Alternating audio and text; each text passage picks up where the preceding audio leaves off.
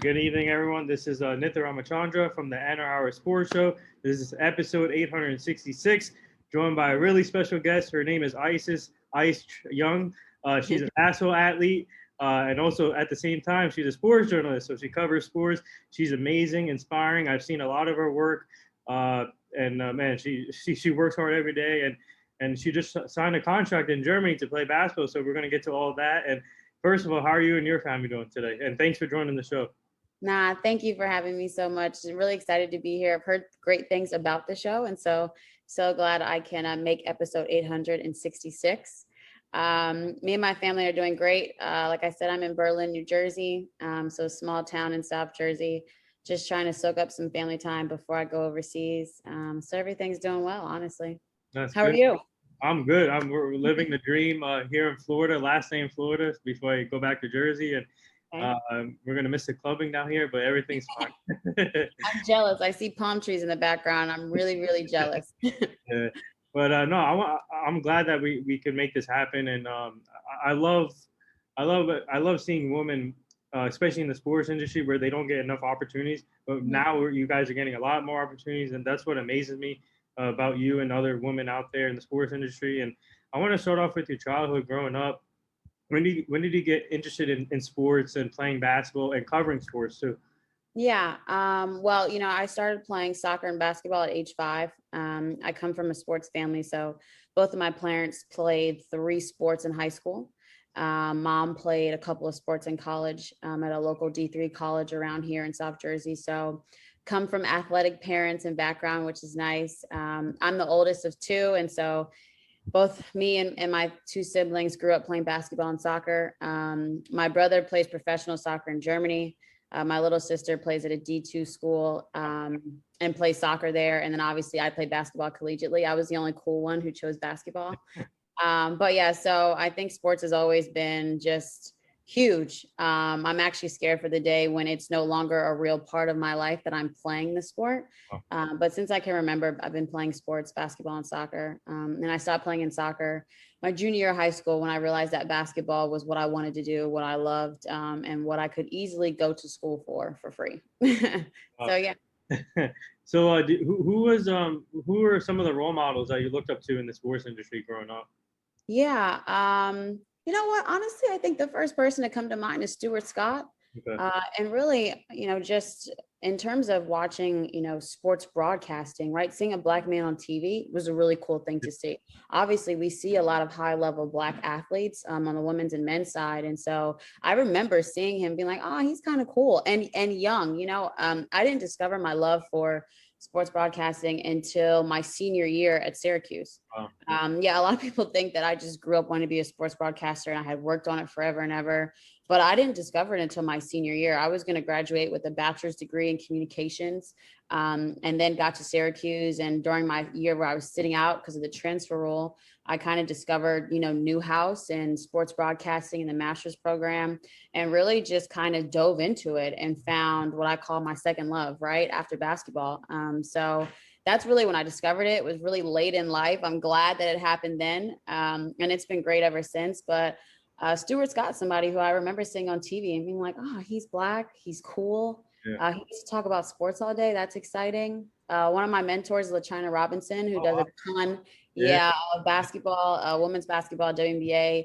Works for ESPN, is in Tokyo right now covering the Olympics. And so love LaChina. She's someone else that I met during my college career that really just kind of solidified it for me that, okay, there are Black females in this industry that are thriving, that are doing well, and that have a sense of longevity, right? And so I can do this. And so I tell everyone that, LaChina was an analyst for one of my games. We played Duke. It was one of my best college games of my career. And meeting her in the beginning of the game was emotional for me. It was like, okay, I've just discovered this passion of sports broadcasting and I'm doing well playing basketball, but now I know that I could really have a future after that. And once I met her and developed a relationship with her, and then I'm in her program, Rising Media Stars, which caters to, putting minorities, Black women in sports broadcasting and helping them find a pathway, it just really solidified it for me. So Stuart Scott, never met, sad I couldn't meet, right? Rest in peace. But LaChina has really been super instrumental in my life, I think, as a role model in this industry. Oh man, yeah. Rest in peace, Stuart Scott. I love his quote, "Booyah." That's my favorite thing. Yeah. But Yeah. yeah, but speaking of La China, maybe she gave you that good luck charm during that before the game, and but I think so. I think I wanted to impress her. And so I was like, maybe if I play a good game, then she'll respond to my email tomorrow. So yeah, I like to think that that worked, right? you definitely remind me of her, and you remind me of Maria Taylor and Taylor Rooks. So Okay, awesome. Well, I've met Maria. Obviously fantastic, yeah, as good as a person as she is on TV. And so it was really cool to be able to meet her at Syracuse, and a couple different other places where I've just managed to pop my head in and see her. So yeah. that means a lot in you saying that, honestly. They're fabulous women to look at in our industry and say, hey, I want to be like them, or I want to get to where they've been. And thankfully that they exist, right? And so I know that I can get there. Yeah, so I want to ask you about your college career because you had an interesting one, and obviously you went to Siena too and Syracuse. So take me to that process and the transfer process. How did that? What was that like, and what made you transfer? Yeah. So I have a very long college story, and I will say it as short as possible, but I tore my ACL twice. So one was in high school, and so I committed to University of Florida. So I went into college hurt. So I was at University of Florida for 2 years. I sat 1 year for an injury, and then I played the next year. Just wanted something different, a change closer to home, but to still play in a really competitive conference. So I chose the best one in the country in the ACC. And I went to Syracuse. I spent 3 great years at Syracuse, one of the best decisions of my life thus far. And then after Syracuse, was a grad transfer. I got my master's degree from Newhouse. So I went to Fordham University to play for a year as a grad transfer. And about the second week of practices in the preseason, I tore my ACL again. So that was 5 years later from the first one. And so I rehabbed my whole time at Fordham. I did not touch the court. I had a jersey, uniform, everything, but no one ever saw me because I was injured. And so at the end of my year at Fordham, they didn't have any more scholarships left. I had kind of used the last one. And so they didn't expect me to be there for more than 1 year because I was a grad transfer. So I ended up going to Siena, which was another great decision, and just honestly blessed to be there. Like when people say, God has a plan and everything happens for a reason. And sometimes you're like, oh, I guess. No, everything seriously happened for a reason. And so I was able to go to Siena in the midst of playing through a pandemic, like still managed to lead my conference in scoring, have a really good team. I built a great relationship with my coach, which is dear to my heart, honestly. I understand now, like, you want to play for a player's coach and you understand that relationship. And honestly, playing for her made me want to coach because you can help, dreams come true. And so that's what happened. And I went to Siena with a focus just to play basketball, to be able to be a leader on my team, to win, and then to get a resume to go overseas. And so when I finished my season, it looked terrible in terms of the pandemic, right? We only played maybe 15 games. We sat more than 45 days in quarantine. But at the end, my coach asked me, did you get what you wanted out of it? And I said, I got everything I could possibly get. And that's the goal, right? And so it was a really great journey, really cool college career. Wouldn't have drawn it up that way, but I'm so thankful that God chose me to walk that path. Wow. And what was your experience at Syracuse like? Syracuse is awesome. I call it my college home. You can tell I light up about it, right, when I start talking about it. But just being there, discovering Newhouse and sports broadcasting and my passion for that, my love for that, doing that master's program in a year while I was also playing basketball in the ACC was just great. My first playing year at Syracuse, I played a lot of good minutes. I enjoyed playing in the ACC and playing against the best guards and post players and wings and coaches in the country ever, right? I mean, playing against a Muffet McGraw is only something that people really dream of, and so that was pretty cool. So I really enjoyed my experience at Syracuse, and just all the relationships that came with that, from the broadcast side to the basketball side. There were so many people who helped me along my journey, and I think I got the most out of it. Anyone will tell you there. But I just worked my tail off. I learned what it is not to sleep. I really learned time management. Yeah. But I think I was just so thankful to be doing the two things that I love all the time. If I wasn't on the court getting extra shots up or in practice, then I was in the classroom learning to broadcast, or I was doing ACC studio games. I was calling soccer games. Like, I just had so much fun doing the things that I loved, that it just made my time there just an abundance of fun, honestly. Yeah. So after your college career, did you ever did you get like invited to like the WNBA Combine, or did you ever thought you could have been in the WNBA too? You know, it's funny. Someone mentioned this the other day to me because they were, were saying like how good I was before injuries, and not in a negative way. Just we know, like coming back from 2 ACL injuries, I'm definitely not running the same or as quick as I was before. But I didn't get any of those invitations. And honestly, I think me just finishing my college career on my terms, like being able to come back from 2 ACLs, being the second oldest player in the NCAA, and still finishing top 50 in the country in scoring is awesome, like is awesome. And so it's so much more than what I would have wanted. But also I just appreciate all my stops along the way. Being at 4 different schools, playing for 4 different coaches, 4 different teams, and all those bonds and relationships that I have. I just am extremely well traveled in the college basketball world, and I so appreciate it. Like every stop I made was needed. Wow. And I just love my journey. I do. I'm telling you, I wouldn't have journeyed up that way, but I'm so happy God decided that was my journey and not someone else's. Yeah. So I want to ask you about take me through your process when you signed overseas, and how excited are you for the opportunity to play overseas to improve your game? And obviously, overseas game is kind of fast than the United States game. So Yeah. tell me when did you realize that you wanted to play overseas, and how many offers did you get before choosing Germany? Yeah, so I always wanted to play professionally, whether it was in the WNBA or overseas. As I got older, I realized, just the WNBA, right, is the best of the best, but obviously there's a wage gap, right? And they don't get paid the same as the men. And to some degree, I could make more broadcasting for a year than I could be in WNBA, right? So you start to get practical about things. So I really wanted to go overseas and travel. Like I said, my brother is over there. So once he got over there and loved a different country and he's really a homebody, I said, okay, then I can definitely make it overseas and experience a different culture. But honestly, my process getting overseas was very unorthodox. My assistant coach of my team at Siena, her dad is a head coach of a team in Germany. And they were rebuilding their team.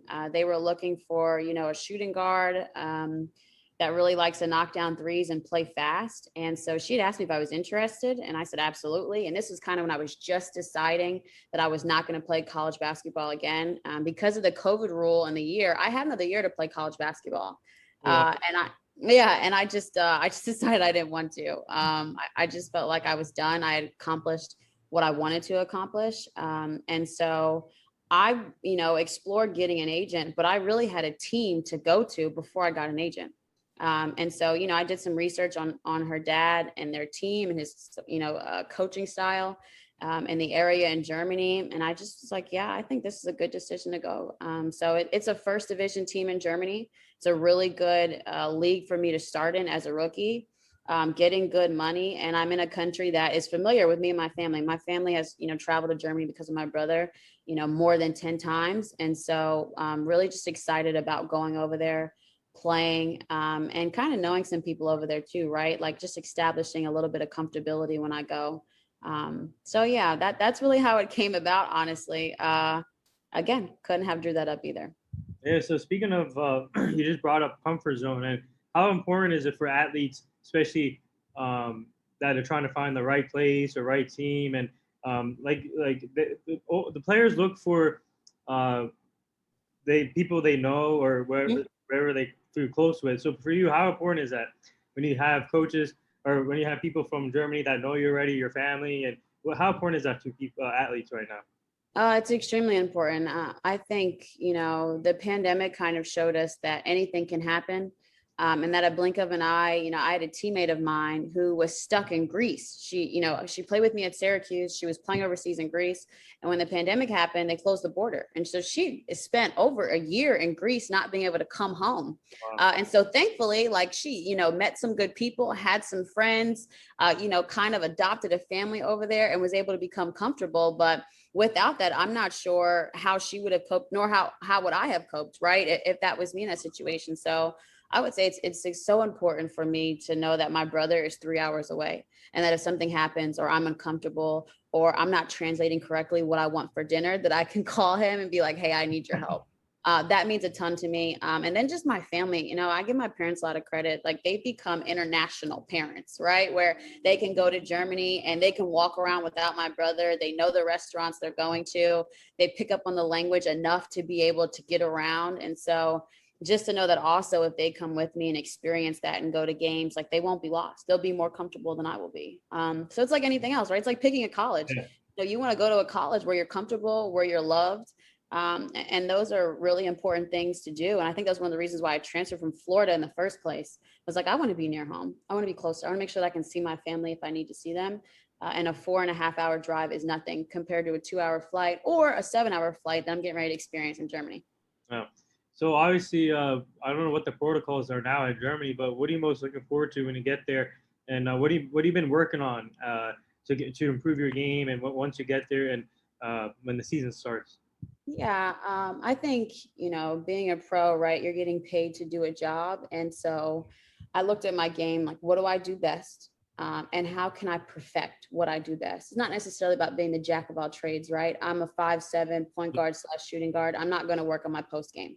That wouldn't be smart. They're not recruiting me to be a post player. So I've just really worked on being a consistent knockdown shooter from three.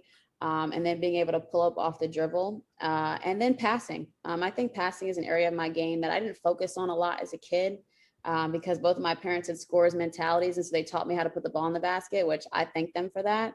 But also learning how to pass where, okay, if I do happen to hit 2 or 3 shots in a row and the defense really starts to focus on me, how can I make sure that my teammates are getting involved and that I'm still effective, even if I'm not putting the ball in the basket? So those are some of the elements that I've just been working on. But like I said, I'm getting paid to do a job, which is to be a shooting guard. And so I've got to be able to shoot the ball, deep with range, be consistent and be effective, even if I'm not making shots. I think is really the challenge for me right now. So yeah, that's kind of what I've been working on. Well, yeah, obviously overseas, the fans can be crazy. The Yeah. atmosphere is amazing. So as a player, are you the type of player that feed off the fans or, it doesn't matter to you?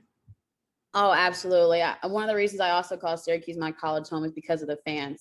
I was known, in the pre-shoot around, I would be the first one on the court and I would give certain fans high fives and hugs before we walked in. Obviously pre-pandemic when all that was okay. But I was one of those people who would sit with fans, make sure I say hi. Hey, it's good to see you. And we had a fan base that was loyal, right, and consistent. So I could count on seeing the same fans in the same seats for all of our home games. So I absolutely love that. I connect with the fans. And so I'm really looking forward to that too. I think of, the Love and Basketball scene when Monica is overseas, she's signing autographs, and then she brings her trophy to the table. And I kind of think about that and just like, I hope that is somewhat of what it looks like, right? To just be celebrated over there. And then to be able to inspire, there's some little kid, hopefully in Germany, that's going to be watching our game. And hopefully she looks at me and she's like, I can do that. Like, Mom, I want to be her. That is all that you can have, right, in the world. Is just be able to influence others without ever meeting them. And so I'm really excited to just meet our fans, and to have fans. Obviously, playing last year in the pandemic, we didn't have fans into our MAC tournament, which was 2 games. And I can't tell you how emotional I was playing and hearing my dad's voice in the stands, and not having heard that my whole senior season, and the best season of my career at that. So fans are definitely important, and I'm looking forward to it. Yeah. So how do you balance being a sports journalist and a player at the same time? And I don't know, obviously when you go to Germany, are you going to be just focused on basketball or doing some side broadcasting too? Or not? It's a great question. I've been exploring a lot of different things recently, but I think balancing sports broadcasting and being a player while I was in college was super tough. But I just loved it. You make sacrifices for things when you love them, right? And so, I'd sacrifice going out with friends, right, or clubbing or movie nights to prep for a soccer game that I could call on a Saturday, and then to make sure that I was ready for practice after the game on Sunday, right?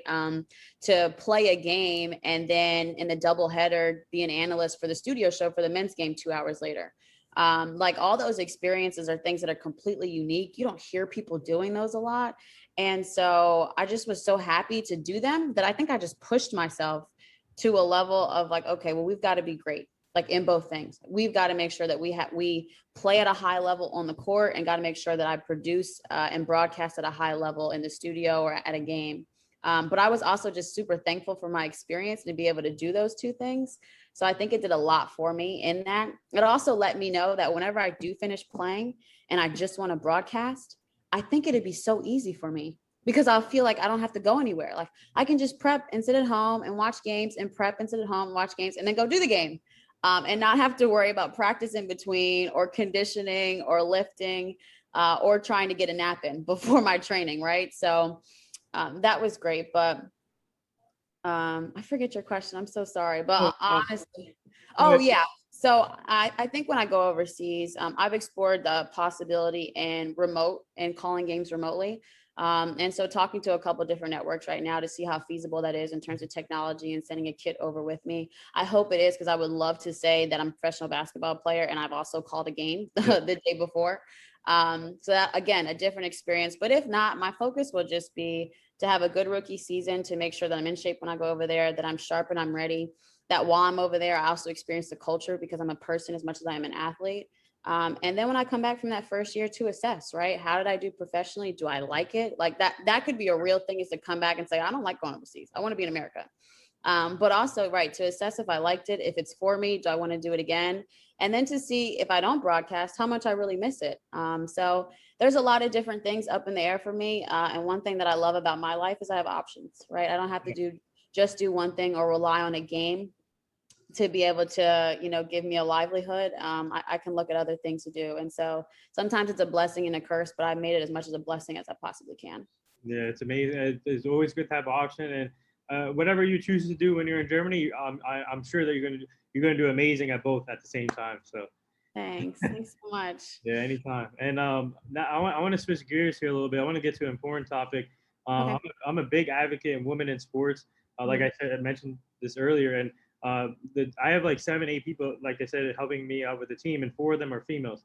So I love giving every opportunity to females to get to get the chance to be in sports. So what do you like about the growth now with like Sarah Fuller, first female kicker, and then you got Sarah Thomas, first female ref, and what do you like? What do you like about the growth? You go down the list; it's amazing. Yeah. First of all, Nathan, shout out to you for having females on your team and that are active. I think we have a lot of people who will say, hey, women should be in sports, and then not do anything to help women get in sports. Yeah. So shout out to you for being an example, and then also speaking that out into existence. I love to see us in sports. I think that it's interesting because you don't think of, like, you think of, okay, women in sports, and like we have someone who is a female kicker, right, on a men's college team. And you're like, oh, like that's really cool. But then you hear, well, the first female ref. Yeah. You're like, well, why couldn't there have been a female ref before? Like, she's not playing. Yeah. Anybody can ref. And so sometimes I'm stunned and then mad when I hear a first, because the first just means that I feel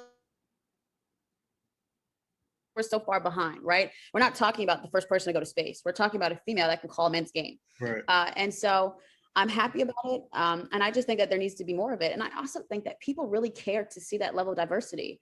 It makes a difference to know that sports, bring all types of people together, and it's not just men, right? Or it's not just women,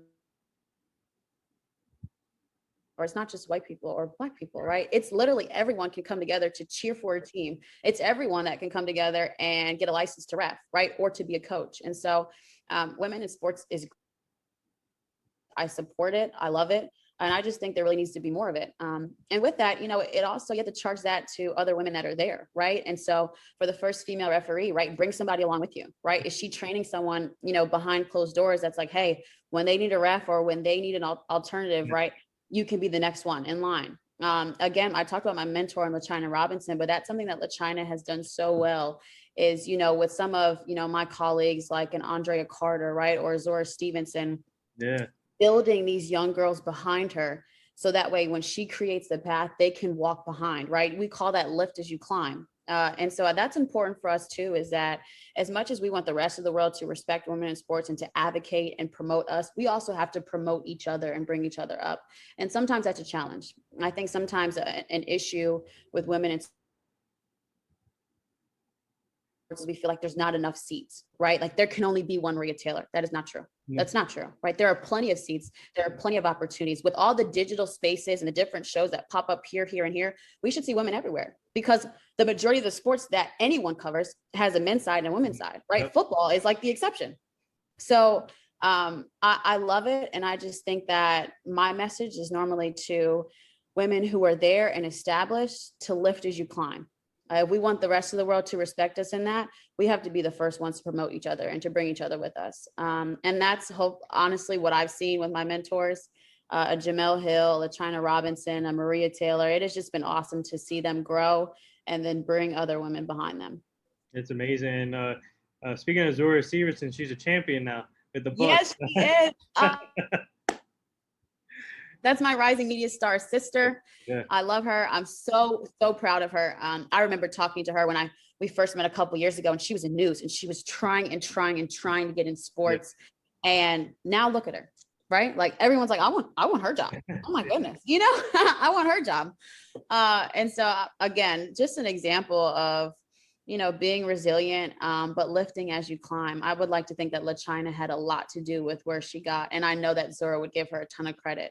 But, I think in our business, mentors are a lot. They are the reason why we get to certain spaces and know how to operate. And so Zoora is a great example of that. And honestly, right, she's like a big sister to me. If I decide I want to stop playing tomorrow, I want to pursue a real career TV job, I'm calling her to get advice, because she's someone who was there and who was thriving and is doing it young. Zoora, I don't think Zoora is 30 yet and is an NBA champion. Like, that's amazing. It's amazing. Yeah. Amazing. Yeah. So I want to ask another important topic is mental issue in sports. So obviously, as you know, in the Olympics, Simone Biles backed out because of mental issue. And so have you dealt with that kind of situation? Maybe your teammates, or have you dealt with the situation where they went through the same situation what Simone is going through right now? And how do you guys cope with that? Like when you see a teammate that's going through the same situation what Simone is doing right now? Yeah, I mean, that's tough. And the first thing that comes to my mind is just to be supportive. It's not to judge. We have so many people through these social media platforms who like to speak on things that they never experienced or been through, right? I learned that very early in my college career, not to comment on something that I haven't been through and what I would do if I was in the situation, because you don't know till you've been. And so I can't imagine Simone being on the biggest stage of her career, a stage that she's been on before, and not being well enough mentally to compete at that level, knowing that her at her best is better than anyone in the world at their best, right? And so I definitely felt for her on that, but it's just about the support. It's about her teammates supporting her family supporting her, Black athletes supporting her, right? Understanding that, it's okay to not be okay.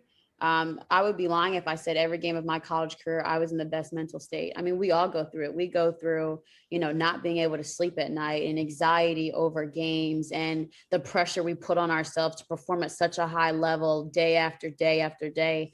And so as athletes, we all go through that. We all cope differently. But I think that no one makes it through that alone. That's where team comes in, and family and true support, and sometimes fans. I can't tell you. I got a message one day from a dad a dad of a kid who went to a Syracuse camp, and he had printed out my picture on a paper with a quote that talked about keep going and being resilient and just doing different things. And he was like, "You have no idea like what you and your story means to me and my child." And honestly, things like that were like, okay, as bad as a game as I had the last game, the fact that they still decided to come up to me and share this means everything in the world. And so people, I think, don't understand that to athletes, the fans make a difference. Your team makes a difference, and that support is needed. And I think that's the only way you battle something like that is with a lot of support.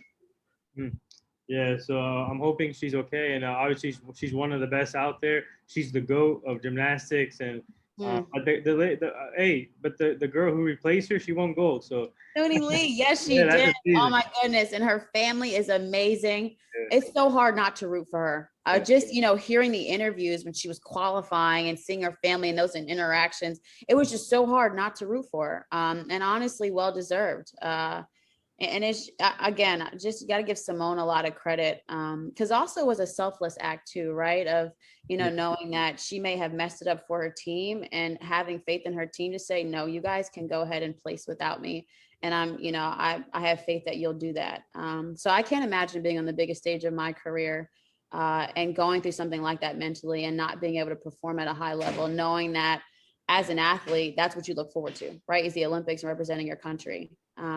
But again, those things happen, and I hope that she's doing well. And I saw a tweet from her that just talked about all the love that she was receiving, and she's happy that it's bigger than gymnastics, right? And I think that sometimes what athletes have an issue with is just identity, you know, understand that you're a person outside of the sport that you play. And again, you know, I was a D1 college athlete. I'm getting ready to go pro overseas, cool, but I've never been asked to represent my country. You know, there is no bigger honor, right, than going to the Olympics representing your country. So I think Simone is probably understanding now that as much as she's the best, the GOAT of gymnastics, that she's also Simone the person. And we care about that person. Right. Yeah. So what advice would you give to young girls and young athletes that are trying to get to their goals? Yeah, honestly, I think there's so many things you can say. But for me, it's really just to write out your goals, to look at them, and then work to achieve them. One thing that I would do every semester in college was a vision board, where I would write down my goals, whether they were athletically, academically, spiritually, mentally, physically. And I would write down my goals on a whiteboard. I would add like notes. I would add Bible verses, creative, I guess, quotes, so to speak. I had a Nipsey Hussle quote on there, rest in peace to him, because he said a lot of motivational things listening to his music that just kept me going. And so I would do like a vision board in the beginning of every semester and really write out my goals. And I would stick it up on my wall, and I wouldn't necessarily touch it during the semester, but I would know walking back and forth in my rooms, like my subconscious knows that those are my goals. That's what I'm working towards achieving. And if something happened during the middle of the semester where I felt like, hey, you know, okay, maybe this isn't attainable, or maybe we shot a little bit too low, this was low hanging fruit, we need to bump this up, then I would edit it. You know, if there was a time where I was going through and I was struggling with positive self-talk, then I would write a quote on my vision board about having positive self-talk. So I would say if you've got goals, that you've got to write them out, you've got to sit them somewhere where you're going to see them, and then work every single day to accomplish those. Sometimes we as athletes work so hard, and sometimes we get our goals mixed up, right? Like, hey, is the goal to score 15 points, or is the goal to do everything you can for your team to win? You know, and maybe it's both, like maybe both are needed, right? Is my goal to graduate with a 4.0 from Newhouse, or is my goal to call games, right? Is my goal to get into a studio show? And so writing your goals out and looking to achieve those really helped me. Anyone that ever walked into my room, my apartment, was always amazed at like, wow, like you have these written down, like you're not afraid. I'm like, no, just stand right in the face and go get them. And honestly, I probably didn't reach every one of them, but me coming close was high enough, right? And so that was something that I did that I really think helped me during my career, that I would just pass on to anyone. Just write your goals down, look at them, don't be afraid, and then go out and chase them. So now we do this fun little segment on the show. It's called the rapid fire segment. You ready for this? A rapid fire, got it. All right. Kawhi Leonard's laugh or Kevin Hart's laugh? Ha, Kawhi. Favorite memorable game that you played in college? Against Duke, I had 16 points. I hit 4 threes, and LaChina called my game. Wow. What's your hype? Obviously, you like Nipsey Hussle, but what's your hype music? Hype music. I would have to say Drake. Yeah, anything Drake, honestly. I'm like a feel-good person, so I don't even need him to be yelling or I'm upset. Like, I just need Drake, and I'm gonna feel good. What song?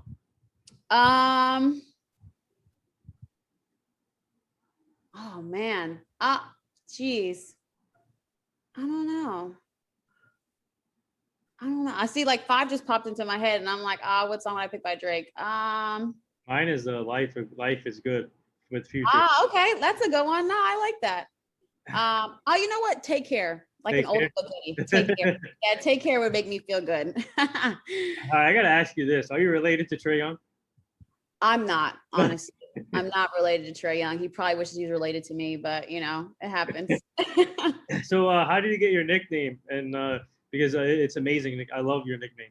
My nickname. Honestly, shout out to my dad. I think that was one of the first things he called me when I started playing sports. And it just stuck. Sometimes I introduce myself as Ice. That's also though after the terrorist group, because it's a little sketchy when you start to say your name is ISIS. People look at you a little weird, like, what, your parents named you that? And it's like, yes, this was after the group. This was pre-group, obviously, not after. But yeah, I love Ice. I can do so much with it. And it's funny every time someone tries to come up with a new nickname that includes Ice, and it's like, yes, I've heard Ice Ice Baby before. Thank you for that. But yeah. Favorite memorable game that you covered?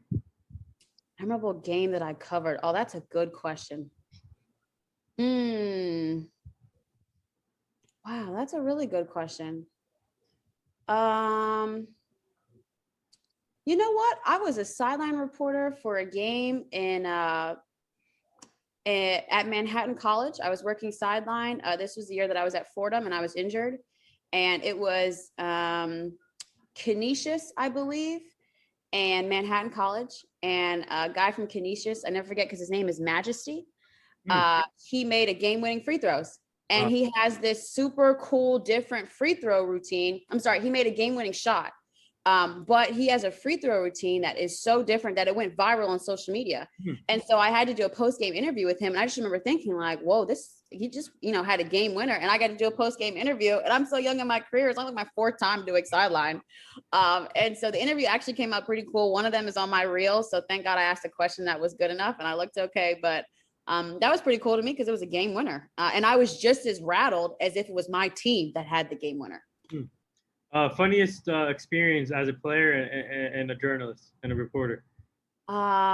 Funniest experience as a player. Okay, honestly, I guess I would say we were at Louisville at a shoot around, and we were shooting around before, and Jeff Walls, the head coach, had walked out.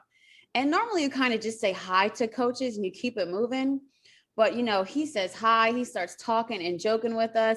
And he's like the nicest person ever. And he offers us gum. And he's like, oh, I like your hair. And I had braids in. And I'm just thinking like, are we supposed to be this nice to the enemy? Like, I don't know. Like, we play them later today. And so it was hilarious to me because, again, I'm a competitor, but you kind of learn that in college, right? To just be nice and to create relationships off the court. So then when you're on the court, you appreciate and respect the level of product that he's going to put on the floor to play against you. And so that was pretty funny to me. And then, I met him later. I saw him randomly in an airport. He knew exactly who I was. And so then I wasn't playing, right? But I was like, oh, well, now I know you. Like, now we have a relationship because of that day. So thanks for the gum. And funniest moment as a reporter too. Funniest moment as a reporter. I would honestly say, you know what? I don't know. I feel like I maybe have to go back on tape and watch that.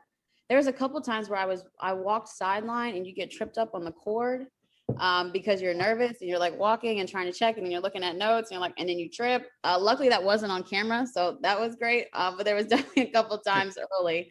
Sideline is hard though. I just want to say that randomly, like shout out to sideline reporters. Because it is not easy to do during a game while things are happening and, coming out of a timeout and you're on camera and the game is right here and someone dunks and like the ball almost hits you and then you have to, and give backs. Like being sideline is just, it was an experience to me. I was like, I'm not sure I like this because I feel like I'm in a zoo, like jungling something and I'm on the side and the alligator's right here acting crazy.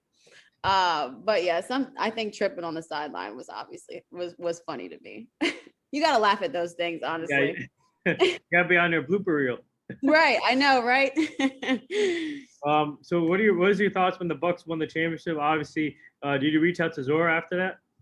I did. Yep, I had added her on social media, and then we have like a Rising Media Stars group chat, and so we all congratulated her in that. Just so happy for her. Like I said, she was in news, and I was there when she wanted to get out of news and get a sports TV job, and she got one.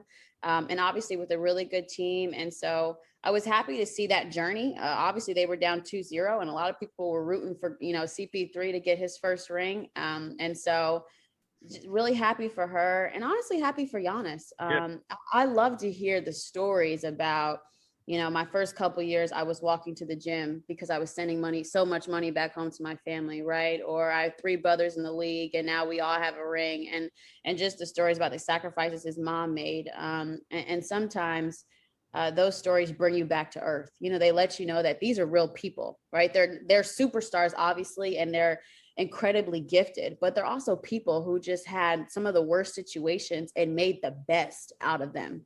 And so I love to see that. And so it was really cool to be able to watch that series. Honestly, I'm gonna be honest with you, I was not rooting for the Bucks.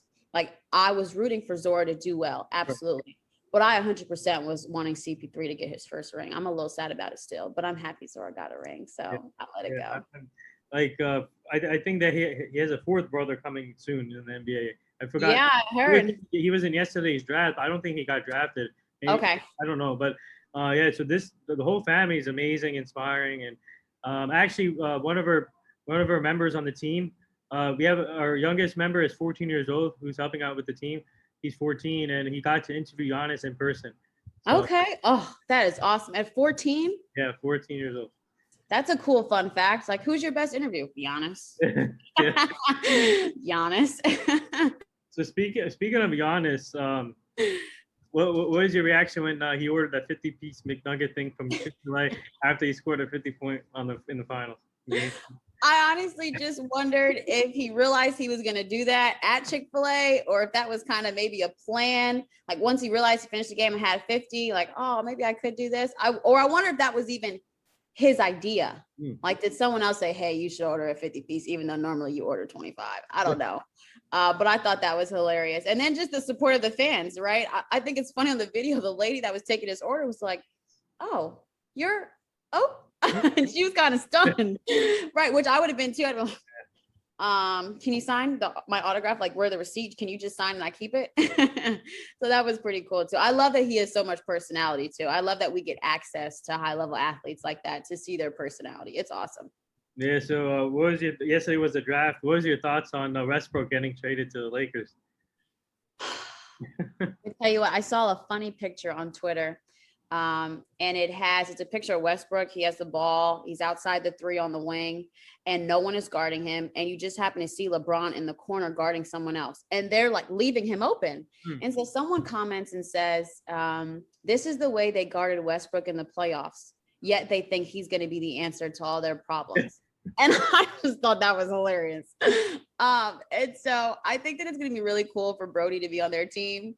I think LeBron's going to love it. I actually think they're going to work great together. And just the athleticism and the speed of the game with both of them playing together along with AD, like, that is going to be crazy. And then, of course, we keep seeing which big 3 is better, right? And we talk about the Nets, right? And we're talking about Harden and KD and Kyrie.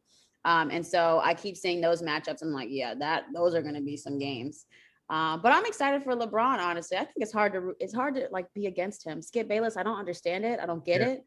But it's just hard to root against LeBron. And so I'm kind of happy. And I'm happy for Russ. Honestly, I know that he's wanted to be home. He's back home too.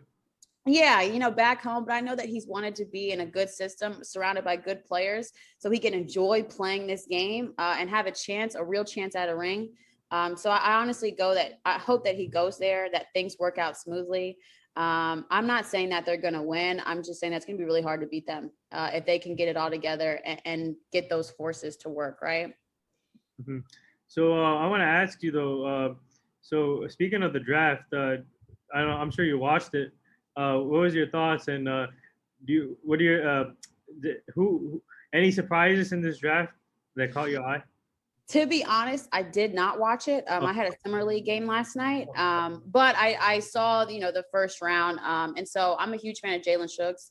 I just really liked his game, liked watching him in the tournament and throughout the season, and so I'm excited to see what he can do in the league. It's always interesting, looking at that first round and just seeing who has the best situation, right? Because if you're Cade Cunningham and you went first, that doesn't mean you have necessarily the best situation, right? So it's interesting for me to see like a Ja Morant, right? And go to the Grizzlies and dominate, and it's like, yeah, I mean, he was kind of second, but at the same time, like, he got the best situation and then made the most out of it. So it's always interesting to see that. So the last two things here before I let you go, our team is part of this foundation. It's called the Hugh Jackson Foundation. We're trying to help him prevent human trafficking, making sure the community stays safe and the kids stay safe. So I'll send you the foundation so you can go check it out. Awesome. Thank you so much for that. Honestly, you guys are doing really good work. There are so many issues and problems with the world. And so it's great that you guys are tackling a lot of them, right? Women in sports, equality, human trafficking, which is something that I can't even begin to think about, and a realistic form of seeing someone or meeting someone who's experienced that.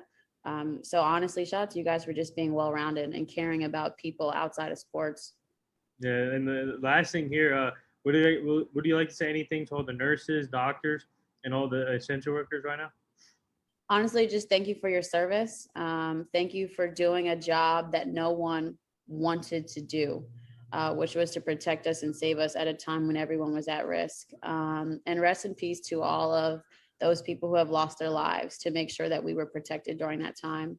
I can't imagine if, my parents were doctors and nurses, and they were on the front lines during that time, how scared I would have been. And then to think that I may lose them at any given point. So really just appreciate their service, and being warriors for this country. It doesn't go unnoticed, and it never will again, right? We will never, ever, ever not thank a nurse and a doctor for their service. Yeah, well said. And there it is. That wraps up episode 866 with the talented, inspiring basketball athlete / sports journalist, Ice Young. Go follow her on all social media formats. She is the best, inspiring. She does everything. I just want to say congrats on signing the deal with Germany.